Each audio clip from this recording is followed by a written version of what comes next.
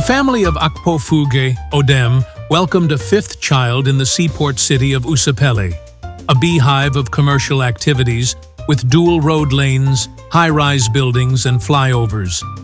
The city had the trappings of international trade due to the shipping facility and the importing of foreign merchandise and exporting of timber and rubber.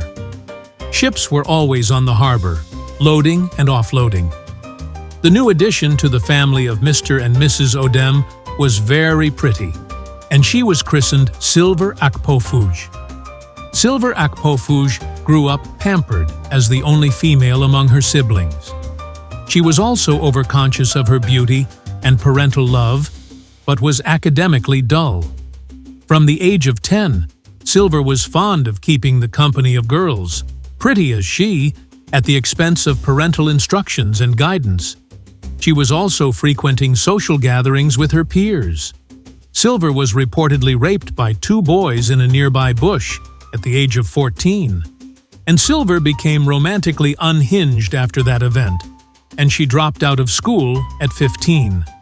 A 50-year-old man named Peterside Oyodun, an affluence-clearing agent for exporters and importers, had his home, which also served as his office at the east end of the city. Peterside was known as a socialite, frequenting nightclubs with girls young enough to be his daughters. Silver Akpofuge was 15 when she met Peterside Oyodun in a nightclub. When he clocked 51, he decided to get married to Silver, a leading member among his sugar babes. Silver was 32 years younger than her husband, and the talk of the town was that she married Peterside for his money. It was also rumored that the marriage was not quite okay for Silver's parents, especially her father, who was 5 years younger than his son-in-law. Silver and Peterside had a beautiful daughter in the first year of their marriage and named her Adesua. Peterside invested a sizable amount of capital for the importation of a very attractive brand of electronics, but the transaction turned out to be a scam. Peterside lost everything, and his house was under threat of repossession by his bank. Silver made a choice that would further drive her husband deeper into depression. She just turned 26 when she absconded from Peterside, leaving her 6-year-old daughter behind with him. Silver fled to another city, where she joined a notorious 27-year-old call girl, popularly known as Clubby Mama. But her real name was Vicky Usobo. Silver quickly changed her name to Anna Thomas and adopted Funky Grannie in the nightclub circle. For years, Clubby Mama and Funky Grannie painted the city of Lagoon red, entertaining all class of clientele in their 2-bedroom apartment, motels, guest houses, etc. Together, they laughed, danced, and lived life with wild abandon. They didn't care much for rules, and every night they hit the town in their outrageous outfits, shaking off the worries of the past. Meanwhile, and back home in Usapele, Peterside settled in rented 2-room accommodation with young Adesua. He had lost his house, cars, and valuable fixed assets to his bankers for loans he could not repay.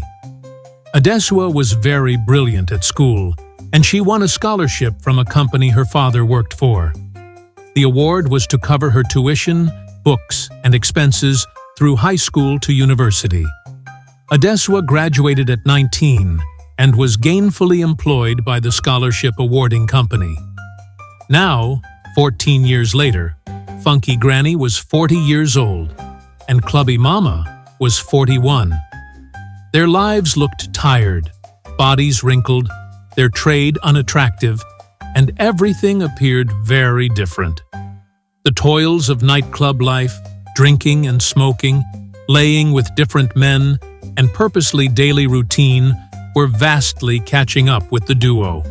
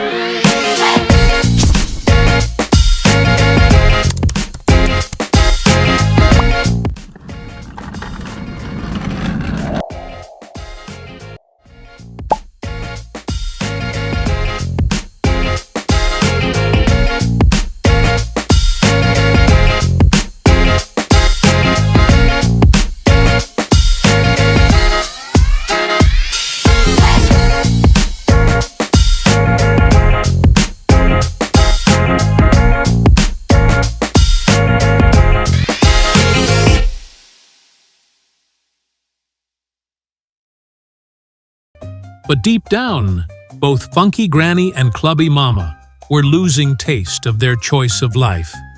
They knew something wasn't quite right. They abhorred their nicknames and embarked on reverting to their adopted names. In the middle of their wild nights, they often sat down to talk, thinking about where their lives were heading. "Vicky," Anna would say, "do you ever wonder what would happen if we just stopped all this?" Vicky nodded. "I think about it all the time. But it's hard, Anna. We've lived like this for years. How do we change?" Anna sighed. "I don't know, but I'm tired. Aren't you?" One night at the club, Anna met someone who would later change her life. His name was Frederick Ajaba, 45 years old, and popularly known as Papa U in the nightclub circle. He was tall, kind, and had a smile that made her heart skip a beat. Papa U was rumored to have been a very successful salesman in his mid-20s, and rose to be a sales manager of a branch of insurance company in Usapel. The rumor mills further exposed how he impregnated a 14-year-old cousin, used his company's fund to seek political election, and thereafter escaped to Lagoon City. There he changed his name to Paul Osage. At first, Papa U was a clientele of Funky Granny and her kind of trade, but later they became just friends.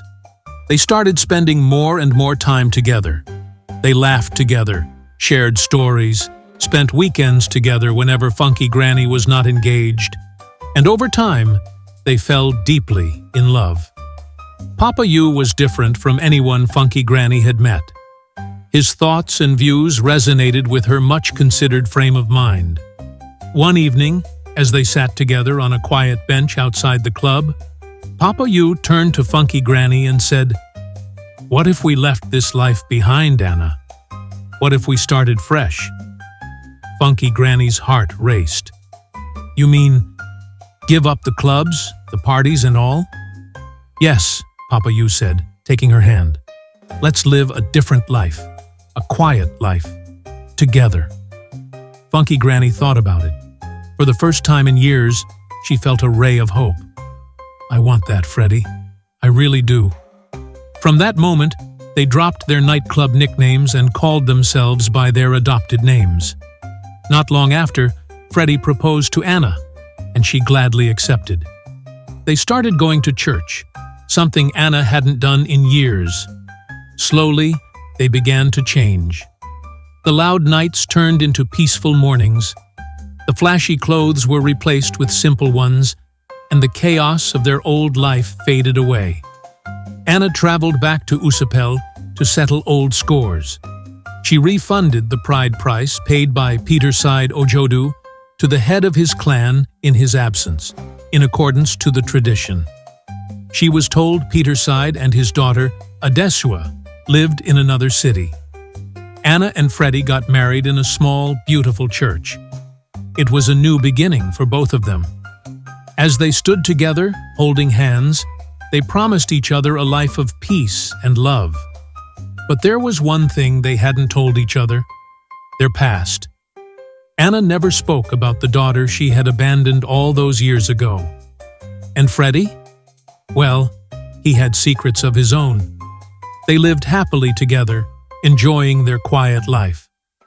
But sometimes, late at night, when everything was still, Anna would lie awake, thinking about her daughter. Where was she? What had become of her? Would she ever forgive her mother for leaving? Anna knew that one day she would have to face her past. But for now, she was content to live in the present, with Freddie by her side, in their peaceful new life.